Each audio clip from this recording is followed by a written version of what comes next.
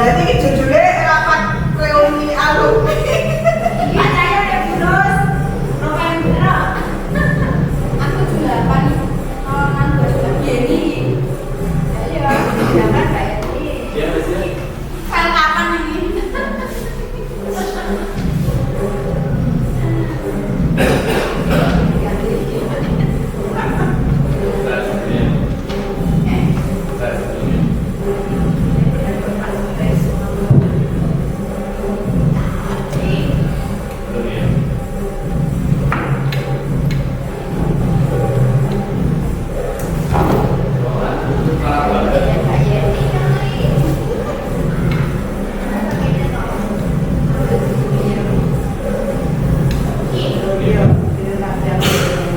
Assalamualaikum warahmatullahi wabarakatuh. Alhamdulillah wassalatu wassalamu ala asyrofil anbiya'i wal mursalin sayyidina wa maulana Muhammadin wa ala alihi wa sahbihi ajmain. Amma ba'du. Yang kami hormati Bapak Kepala Sekolah SMK Paseban, Bapak Siswa SPD, yang kami hormati Bapak Ibu Guru dan Tendik SMK Paseban. Di sini saya akan melaksanakan aksi nyata 63 tentang pemimpin dalam pengelolaan sumber daya. Jadi pada kesempatan ini ada materi tentang bagaimana kita sebagai seorang pemimpin pembelajaran untuk bisa mengelola sumber daya alam secara maksimal.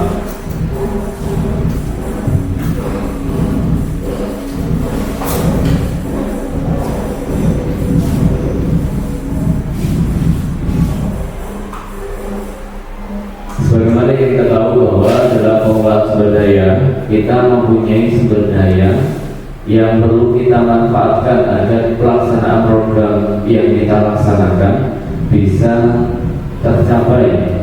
Karena banyak sekali sekolah-sekolahan yang tidak menggunakan sumber daya sehingga mengakibatkan program-program terbatas. Nah, apa itu sumber daya? Kita akan melaksanakan apa kita belajar bersama-sama tentang pengelolaan sumber daya. Monggo baik. Tujuan pembelajaran TGP mengidentifikasi secara kolaborasi bersama warga sekolah hanya tentang aset kekuatan sumber daya yang dimiliki sekolah.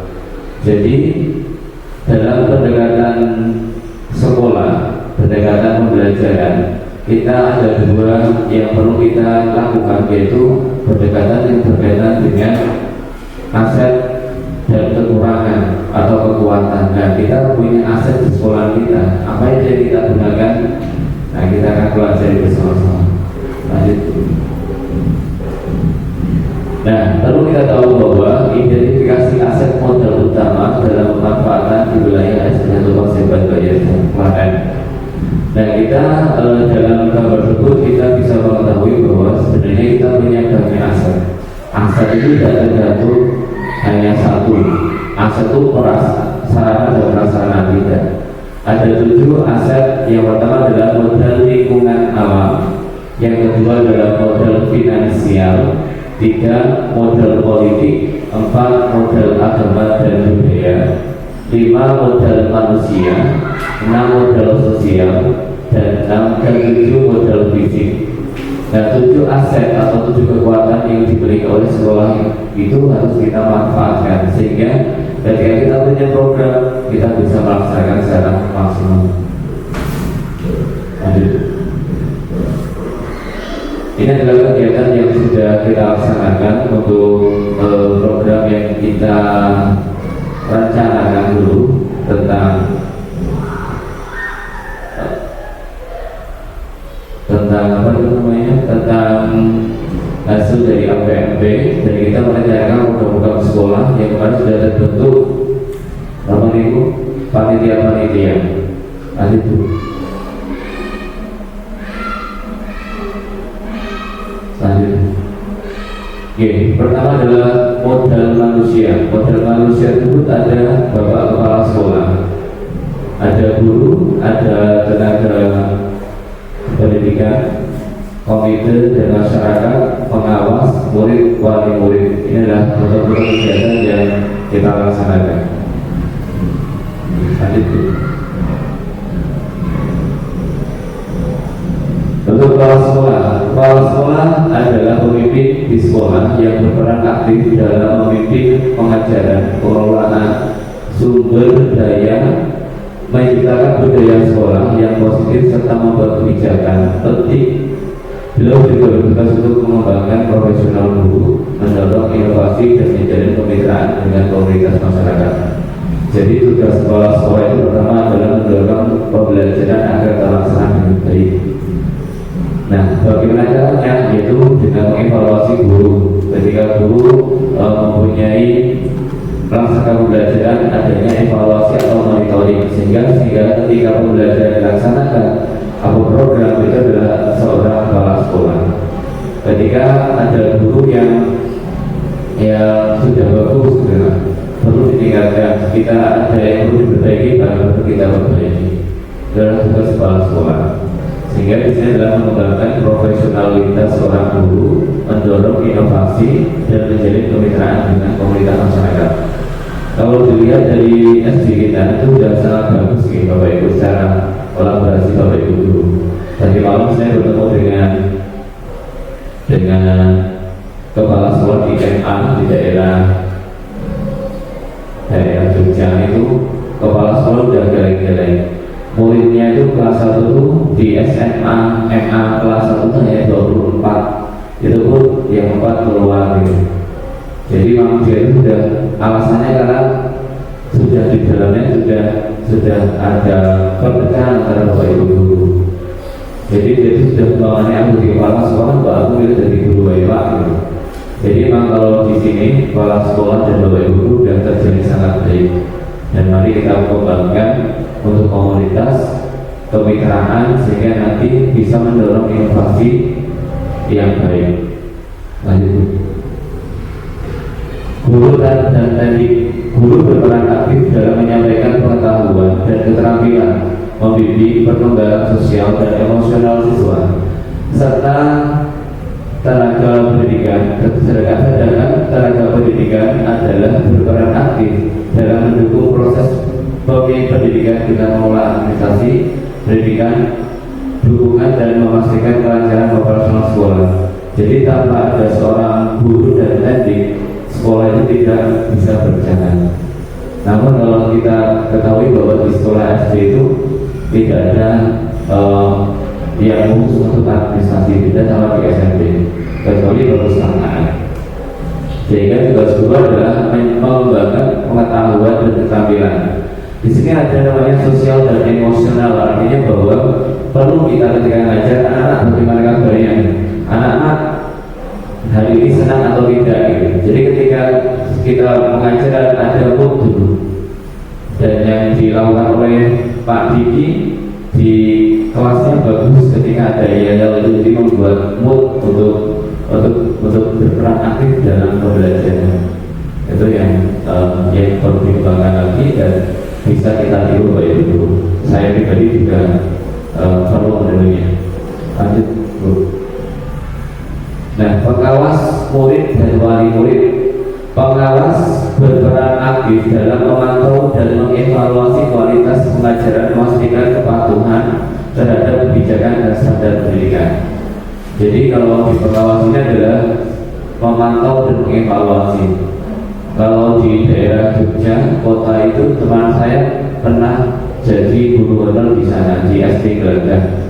Di sana itu sebelum dia menjadi guru honor, dia dicek oleh kepala sekolah, dimonitoring, terus dicek sama kepala sekolah sama pengawas. Langsung tahu tidak lolos, berarti dia nggak akan jadi guru honor. Itu di kota Jogja. Nah, jadi sampai sedetail itu seorang pengawas sekolah di sekolahan, sehingga untuk meningkatkan kualitas pendidikan yang ada di sekolah tersebut. Sedangkan murid apa? Murid berperan aktif dalam mengikuti proses pembelajaran untuk memperoleh ilmu dan keterampilan, berpartisipasi aktif dalam kegiatan sekolah, memberikan umpan balik kepada guru dan sekolah, serta berkontribusi dalam komunitas melalui kolaborasi dan interaksi sosial. Jadi murid ini adalah sebagai objek kita Bapak Ibu. Kalau dulu kita sebenarnya objek, tapi kalau sekarang tidak objek lagi, sudah sebagai objek, bukan studi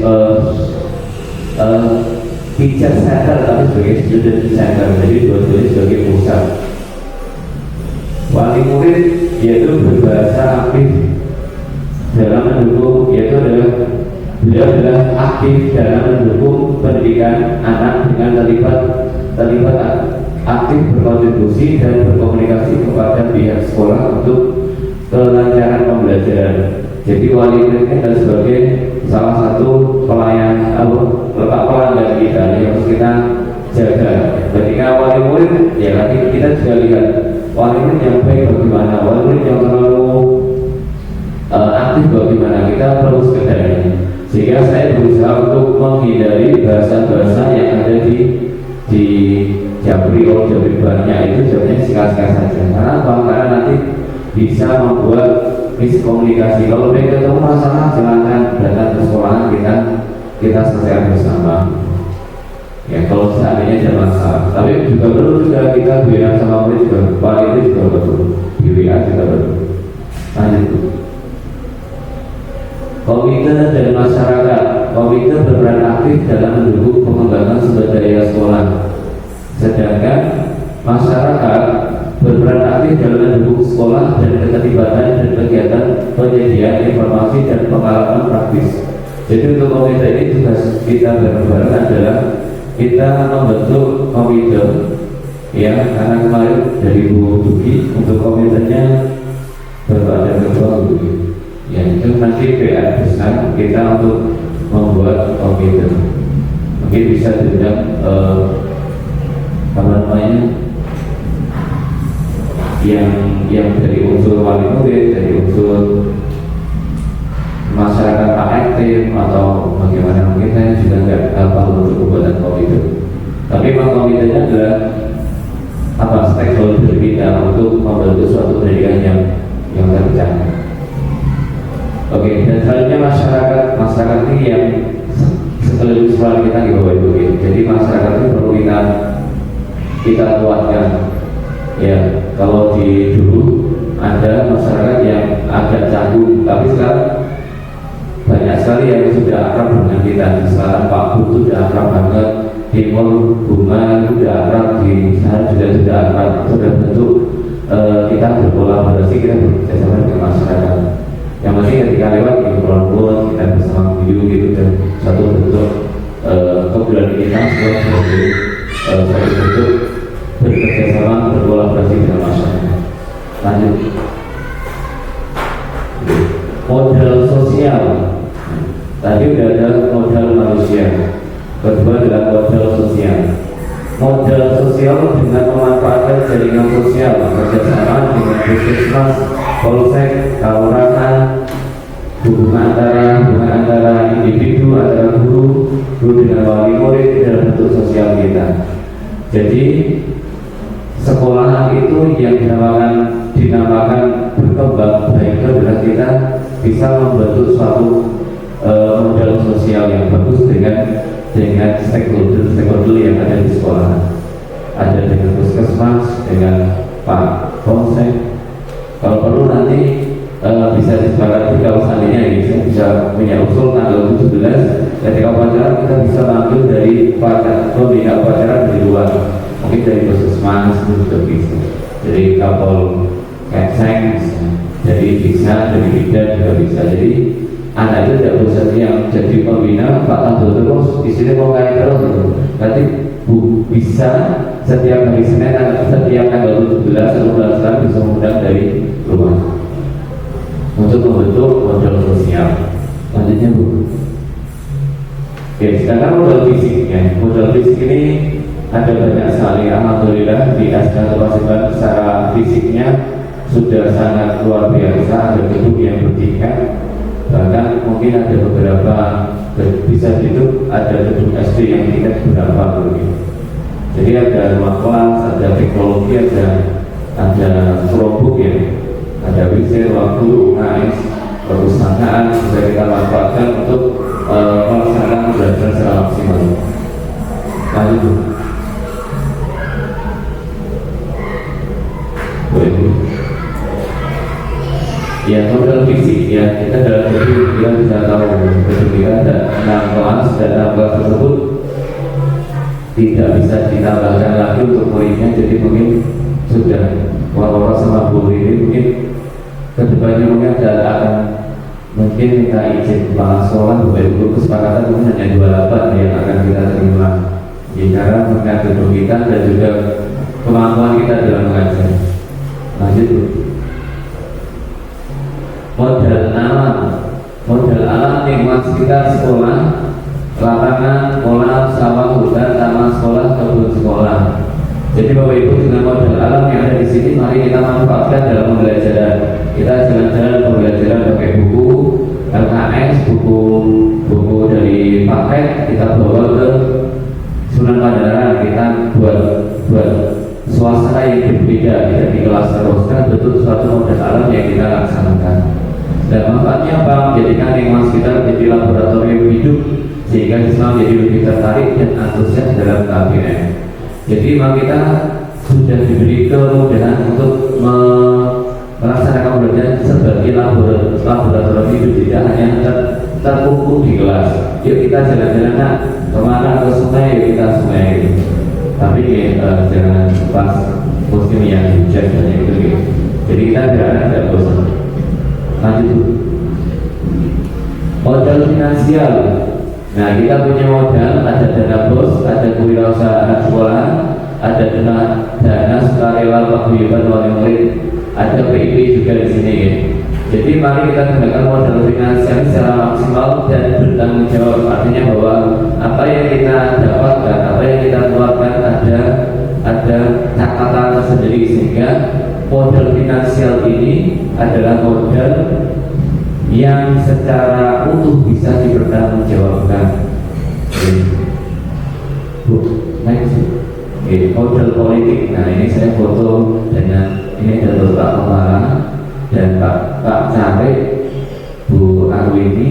Kita ada bentuk modal politik ya.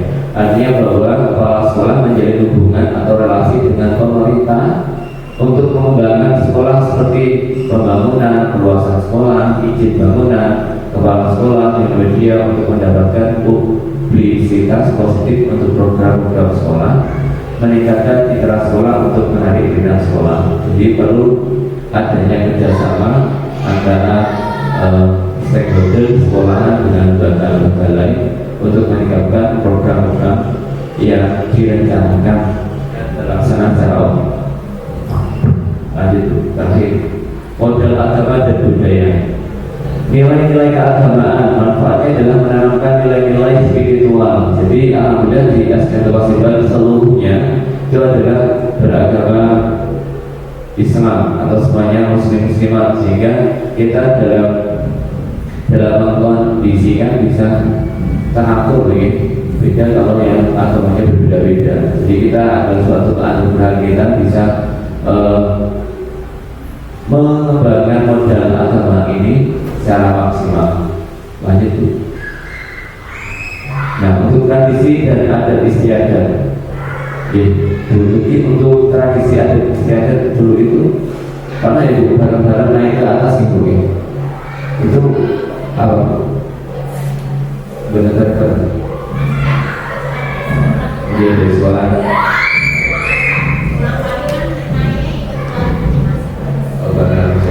Terus Bapak Ibu dulu sama Bunda Ayu itu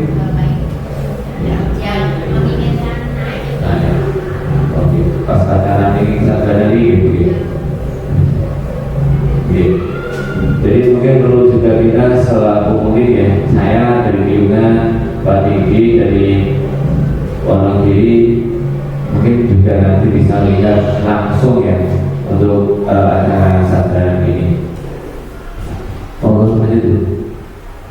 Untuk lembaga keagamaan, pemanfaatannya adalah mendapatkan dukungan dari lembaga keagamaan dalam bentuk tenaga, pengajar, fasilitas atau dana.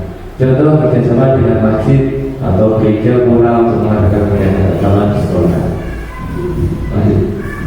Ya, mungkin itu yang saya sampaikan. Mari kita gunakan modal aset ini secara maksimal. Ada 7 aset di bagian itu ya. Ada tujuh aset lagi ya stop ya bukan dengan perasaan maaf.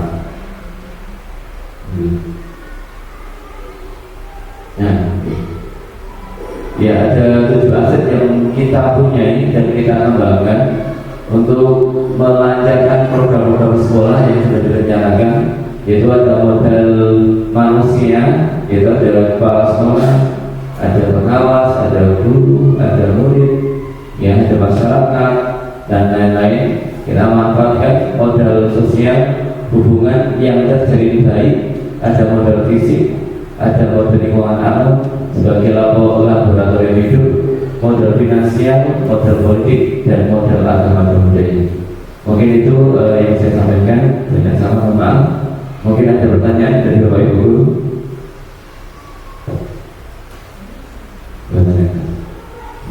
Singkulon dan aku banyak salah. Semoga tujuh aset ini bisa kita manfaatkan secara maksimal sehingga program-program yang kita laksanakan baik jangka pendek, jangka menengah, dan jangka panjang bisa terlaksana secara optimal.